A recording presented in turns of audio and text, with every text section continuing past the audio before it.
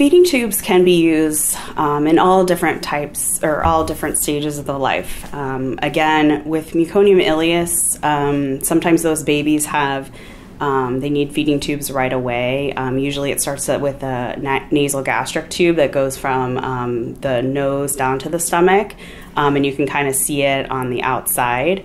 Those are usually temporary tubes, or say we're trialing something. But sometimes, you know, those babies will have those. If it's going to be more of a permanent situation, again, if it's in infancy, we do go more towards the gastrointestinal tubes, and those are called G tubes. And they're more of like a little button that is right where the stomach would be, and it's a little hole that's made, and a little button kind of tube goes in. And those are little, you don't really see them through clothes and that kind of thing. If they don't have a tube right away, usually we just continue to follow growth over time. And for those infants that need tubes, usually they're ones that may have get hit with infections sort of back to back, and they just cannot, and they lose their appetite, and they can't make up the difference before they get hit with another infection. So for those babies, and again, this is a long progressive talk where we look at it, you know, day by, or, you know, month by month.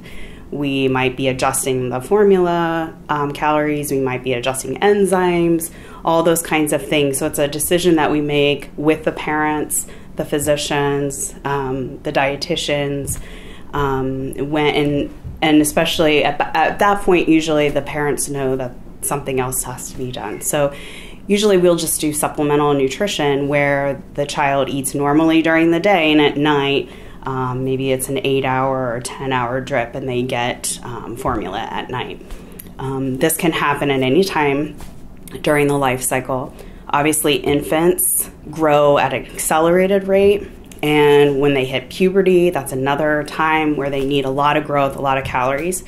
So it just depends if they're able to take in those 4,000 calories, let's say, at teenage years or not. And what it is, it's not necessarily a bad thing. The CF is not necessarily getting worse. It's just we want to prevent lung damage from occurring. And if someone is malnourished, they're more likely to have lung damage. So we want to keep them nourished, so that will prevent some complications, pulmonary complications from developing.